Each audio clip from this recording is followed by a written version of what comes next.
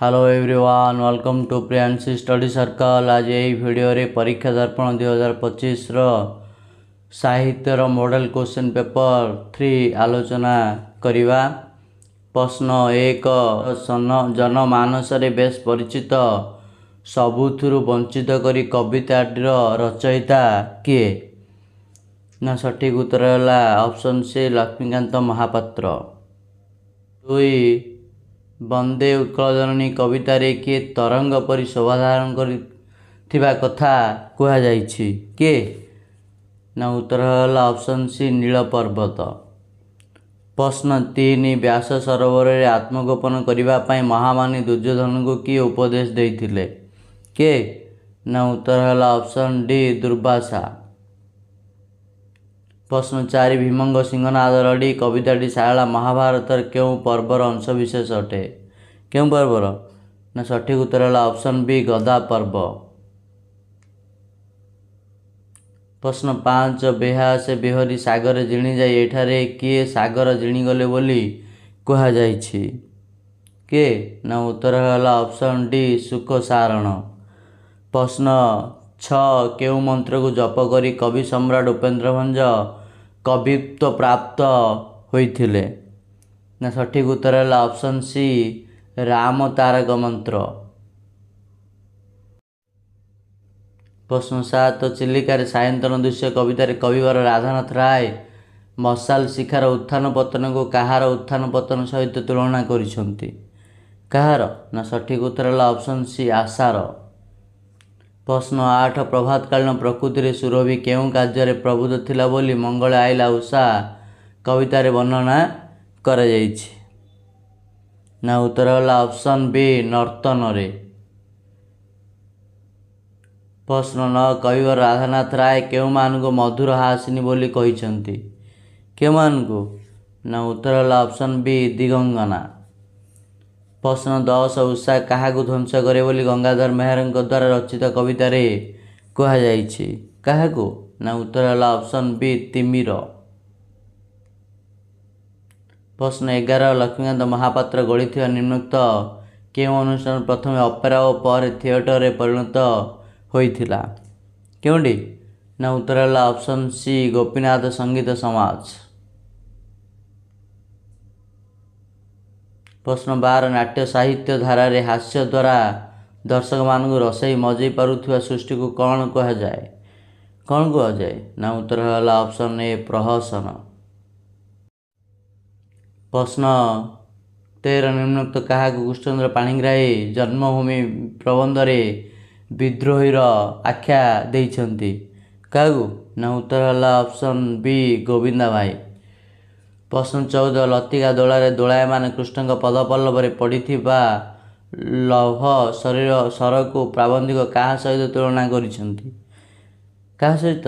ना उत्तर है option C अभिशाप। प्रश्न 15, मानव जातिर सर्वांगीन उन्नति साधन वर्तमान केउं सभ्यतार आदर्श अटे? केउं सभ्यतार? ना उत्तर है ऑप्शन डी पृथ्वी सभ्यता। प्रश्न 17, जो शास्त्र बल जड़ विज्ञान जटिलतम समस्या मान अनायास साधित हो पारुछि ताहार नाम कौन?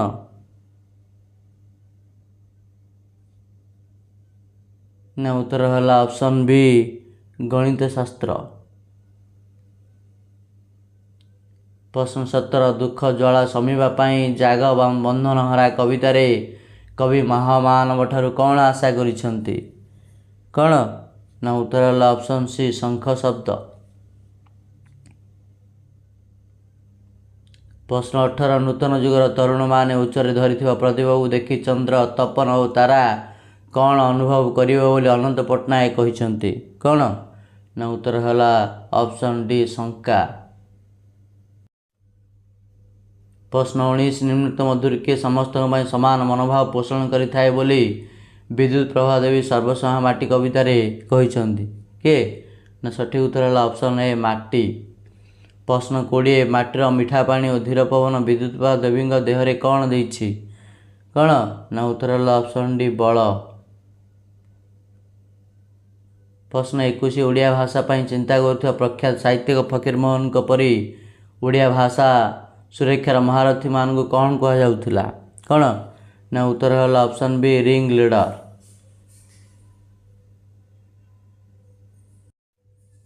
ପ୍ରଶ୍ନ 22 ଶିକ୍ଷା ବଳୟ ନେଇ ଭାରତରେ ବସିଥିବା ସମସ୍ତ କମିଟି ସମସ୍ୱରରେ କାହାକୁ ସବୁ ଶିକ୍ଷାର ମୂଳମନ୍ତ୍ର ବୋଲି କହିଥିଲେ? କାହାକୁ ନା ଉତ୍ତର ହେଲା ଅପସନ୍ ସି ମାତୃଭାଷା ଶିକ୍ଷାକୁ। ପ୍ରଶ୍ନ 23 ସରଳ ଲୋକଙ୍କ ପାଇଁ କିଛି କରିନପାରି ଦୁଃଖ ଓ କ୍ରୋଧରେ କାହାର ଆହାର ହେବା ପାଇଁ ବିବେକାନନ୍ଦ ଜଙ୍ଗଲକୁ ଚାଲି ଯାଇଥିଲେ? କାହାର ଆହାର ହେବା ପାଇଁ ନା ଉତ୍ତର ହେଲା ଅପସନ୍ ଏ ବାଘର। ପ୍ରଶ୍ନ 24 ଖ୍ରୀଷ୍ଟମାସ ଇଭ୍ର ରାତିରେ ନରେନ୍ଦ୍ରନାଥ ଭାବବିହ୍ୱଳ ହୋଇ କେଉଁ ମହାପୁରୁଷଙ୍କ କଥା କହିଥିଲେ? ନା ଉତ୍ତର ହେଲା ଅପସନ୍ ଡି ଯୀଶୁ। ପ୍ରଶ୍ନ 25 କବିବର ରାଧାନାଥ ରାୟଙ୍କ ଦ୍ୱାରା ଅମିତ୍ରାକ୍ଷର ଛନ୍ଦରେ ରଚିତ ଅସମ୍ପୂର୍ଣ୍ଣ ମହାକାବ୍ୟଟିର ନାମ କ'ଣ? ନା ଉତ୍ତର ହେଲା ଅପସନ୍ ସି ମହାଯାତ୍ରା। ପ୍ରଶ୍ନ 26 ଓଡ଼ିଆ ଭାଷାର କଳା କୋଣାର୍କ କୁହାଯାଉଥିବା ନିମ୍ନୋକ୍ତ କେଉଁଟି ଗୋପାଳଚନ୍ଦ୍ର ପ୍ରହରାଜଙ୍କ ଏକ ଅକ୍ଷୟ କୀର୍ତ୍ତି ଅଟେ? କେଉଁଟି ନା ଉତ୍ତର ହେଲା ଅପସନ୍ ଡି ପୂର୍ଣ୍ଣଚନ୍ଦ୍ର ଓଡ଼ିଆ ଭାଷାକୋଷ। ପ୍ରଶ୍ନ 27 ଚୈତନ୍ୟ କାଠ ଗୋଟାଳିକୁ ଦେଇଥିବା ଦ୍ୱିଖଣ୍ଡ ରୁଟିର ଦାମ କେତେ ହେବ ବୋଲି ଗାଳ୍ପିକ କହିଥିଲେ? କେତେ ନା ଉତ୍ତର ହେଲା ଅପସନ୍ ଏ 4 ଅଣା। ପ୍ରଶ୍ନ 28 ଗାଳ୍ପିକ ନିଜେ ଝୁଡ଼ି ଓ ଖରକା ଆଣି କାଠୁରିଆ ହାତକୁ ବଢ଼ାଇ ଦେଇ କେଉଁ କାଠକୁ ଭଲ କରି ଖରକି ଗୋଟାଇ ଦେବାକୁ କହିଲେ? କେଉଁଟି ନା ଉତ୍ତର ହେଲା ଅପସନ୍ ସି ଚେନା ଚେପରା କାଠ। ପ୍ରଶ୍ନ 29 ସଙ୍ଗତ ଚୌଧୁରୀଙ୍କ ଆଖି ଆଗରେ ଚାହୁଁ ଚାହୁଁ ଦୟାନଦୀର ପାଣି ହଠାତ୍ ଫୁଲି କେଉଁ ରଙ୍ଗରେ ପରିଣତ ହେଲା? କେଉଁ ରଙ୍ଗରେ ନା ଉତ୍ତର ହେଲା ଅପସନ୍ ବି ଲାଲ।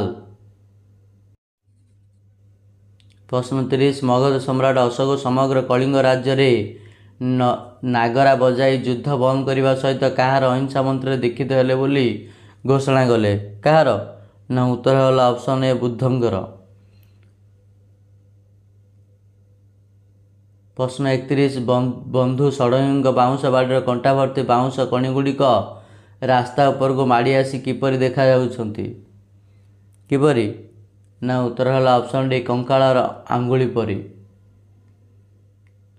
ପ୍ରଶ୍ନ 32 କିଏ 7 ତାଳ ଭେଦି ଭିତରେ ଭିତରେ ପରିବ୍ୟାପ୍ତ ହୋଇ ରହିଥିବା ରସର ସମୁଦ୍ରକୁ ଶୋଷିପାରେ ନାହିଁ? କିଏ ନା ଉତ୍ତର ହେଲା ଅପସନ୍ ବି ସମୟର ଖରା। ପ୍ରଶ୍ନ 33 ମନୋରଞ୍ଜନ ଦାସଙ୍କ ରଚିତ ଫଲ୍ଗୁ ଏକାଙ୍କିକା କେଉଁ ପରିବାରର ଚିତ୍ର ବହନ କରୁଛି? କେଉଁଟି ନା ଉତ୍ତର ହେଲା ଅପସନ୍ ସି ମଧ୍ୟବିତ୍ତ ପରିବାରର। ପ୍ରଶ୍ନ 34 ଭାରି କ୍ଷଣ ରାଗି ଠିକ୍ ତା ବୋଉ ପରି ଏହି ଉକ୍ତିଟି କାହା ଉଦ୍ଦେଶ୍ୟରେ କୁହାଯାଇଛି? ନା ଉତ୍ତର ହେଲା ଅପସନ୍ ଏ ବେବି। ପ୍ରଶ୍ନ 35 କାହା ସହିତ ଦଧିନଉତି ଗୋଟିଏ ସରଳ ରେଖାରେ ରହିପାରୁନି ବୋଲି ଧର୍ମା ବିଶୁ ମହାରଣାଙ୍କୁ କହିଥିଲା? ଉତ୍ତର ହେଲା ଅପସନ୍ ସି ଦେଉଳର ଘନକେନ୍ଦ୍ର। ପ୍ରଶ୍ନ 36 ହୋଇ ହେଲେ ପ୍ରାପ୍ତ ବୁଦ୍ଧତ୍ୱ ଗୌତମ ତପସ୍ୱିତ କାହାର ଅଭାବ ଯୋଗୁଁ ଏହାକୁ ଏକ ସାର୍ଥକ ବାକ୍ୟ କୁହାଯିବ ନାହିଁ? କାହାର ଅଭାବ ନା ଉତ୍ତର ହେଲା ଆସତି। ପ୍ରଶ୍ନ 27 ପଣ୍ଡିତ ଶିଷ୍ୟମାନଙ୍କୁ ଉପଦେଶ ଦେଲେ ଏହି ବାକ୍ୟରେ ବ୍ୟବହୃତ ମୁଖ୍ୟ କର୍ମଟି କିଏ? ମୁଖ୍ୟ କର୍ମଟି ହେଲା ଅପସନ୍ ଏ ଉପଦେଶ।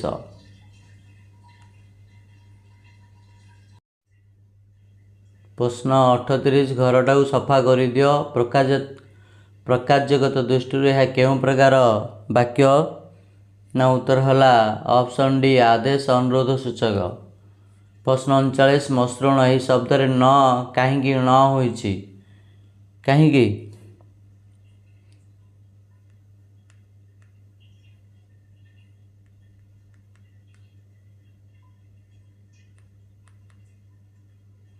ନା ଏଠି ନା ରୁ ପରେ ନ ଥିବା ଯୋଗୁଁ।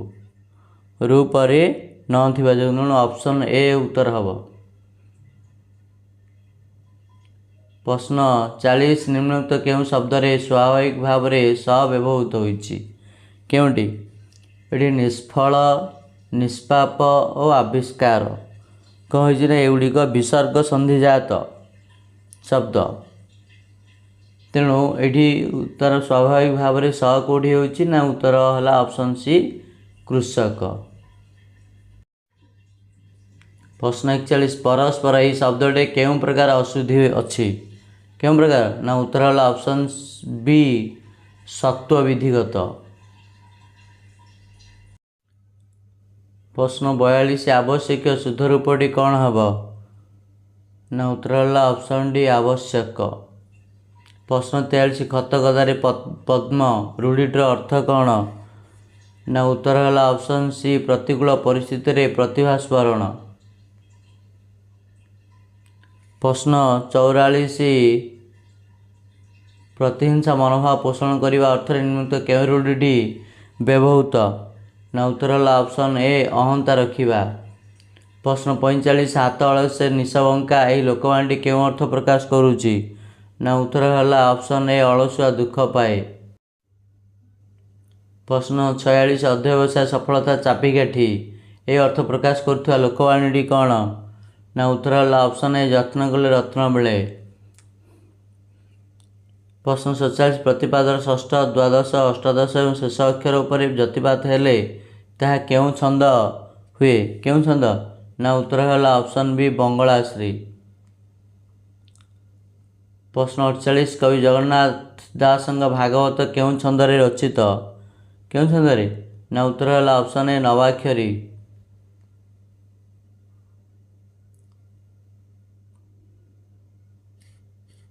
ପ୍ରଶ୍ନ 49 ଯେଉଁ ଅଳଙ୍କାରରେ କି ସତେ କି ସିନା ସତେ ଅବା କିବା ବା ବୋଧେ ପ୍ରଭୃତି ଶବ୍ଦ ବ୍ୟବହୃତ ହୋଇଥାଏ ତାହା କେଉଁ ଅଳଙ୍କାର କୁହାଯାଏ?